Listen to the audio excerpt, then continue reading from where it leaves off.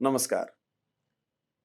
नेपालको जाजरकोट र पश्चिम रुकुममा आएको 6.4 रिक्टर स्केल म्याग्निट्युडको भूकम्पले हामी सबै नेपालीहरूलाई दुखित बनाएको छ।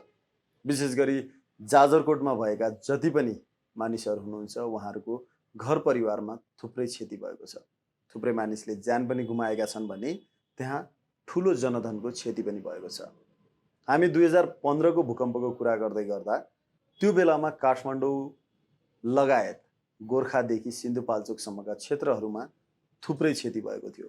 धेरै मानिसले ज्यान पनि गुमाएका थिए भने त्यो बखतमा सम्पूर्ण नेपालीहरूले हातेमालो गर्दै एक ठाउँमा उभिएर सम्पूर्ण दुःख पाएका अथवा जति पनि पीडितहरू छन् उनीहरूलाई राहत दिनका लागि एकजुट भएका थियौँ र अहिले फेरि त्यही आवश्यकता आएको छ। त्यो समयमा बिमफोपबाट हामीले पनि सिन्धुपाल्चोकमा 15वटा घर बनाउनेदेखि लिएर विभिन्न अन्य प्रभावित क्षेत्रहरूमा निरन्तर शिविरहरू, खाद्यान्न राशनका कुराहरूदेखि लिएर स्यानिटेसनका प्रोग्रामहरू पनि गरेका थियौँ र अहिले फेरि जाजरकोटका लागि हामी तयार भएका छौँ। र त्यो बेलाको अनुभवबाट हामीले के बुझ्न सक्छौँ भने जाजरकोट, पश्चिम रुकुम यी दुवै पहाडी क्षेत्रहरू हुन् र विशेष गरी यहाँ बेलुका जाडो हुन्छ। घरहरू एकदमै भग्नावशेष भएको अवस्थामा त्यहाँका मानिसहरूलाई बस्नका लागि टेन्टको र न्यानो लुगाको र ब्ल्याङ्केटहरूको चाहिँ अभाव भएको हुन्छ। खाद्यान्नको पनि अभाव छ, शुद्ध पानीको पनि अभाव छ र थुप्रै अन्य अभावहरू पनि छन्। तर अहिलेका लागि हामी भने उहाँहरूलाई न्यानोपन बाँड्नका लागि देशभरिकै सम्पूर्ण देशवासीहरूलाई र देश बाहिर भएका पनि सम्पूर्णलाई हामी के अनुरोध गर्न चाहन्छौँ भने हाम्रो टिम इनिसियल सर्वे सँगै 5 जनाको टिम ब्ल्याङ्केटहरू लिएर जाजरकोट जाँदैछौँ।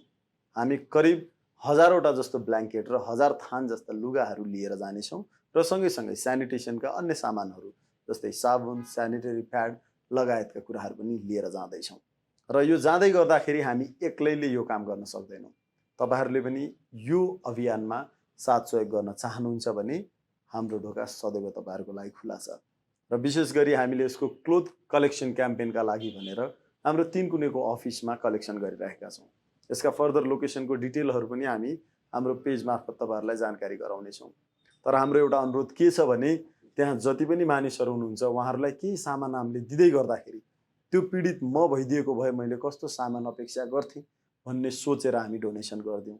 अर्थात् हामीले दिने लुगाहरू कम्तीमा पनि सफा गरेर धोएर र दिने ब्ल्याङ्केटहरू पनि सफा गरेर धोएर मात्रै ड्रप गरिदिनु होला। त्यसो गर्दाखेरि हाम्रो टिमलाई पनि लिएर जान सहज हुनेछ।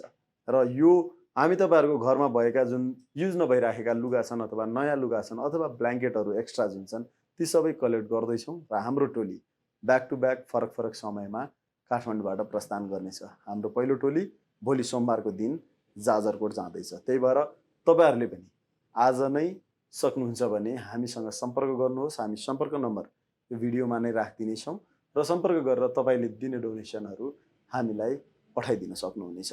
र यसका साथसाथै अन्य किसिमको मोनिटरी सहयोग गर्नुहुन्छ भने पनि हामी पहिले जस्तै तपाईँहरूको सहयोग र त्यसबाट भएको कामको पारदर्शिता फेसबुकमा नै राखिदिनेछौँ भने हाम्रो वेबसाइटमा पनि तपाईँको सहयोगको बारेमा अपडेट गर्नेछौँ।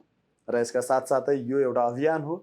यो अभियानमा जो पनि जोडिन पाउनुहुनेछ व्यक्तिगत हिसाबले, संस्थागत हिसाबले हामी तपाईँहरूसँग जोडिन तयार छौँ र यो अभियानमा हामी हातेमालो गरौँ र फेरि पनि जाजरकोटवासी र पश्चिम रुकुमवासी जति पनि हाम्रा नेपाली दाजुभाइ दिदीबहिनीहरू हुनुहुन्छ, जति पनि जीवित हुनुहुन्छ उहाँहरूलाई सहयोग गर्ने हाम्रो दायित्व हो र त्यो दायित्वमा हामी अघि बढ्दैछौँ। सँगै मिलेर काम गरौँ। Together we can be the change.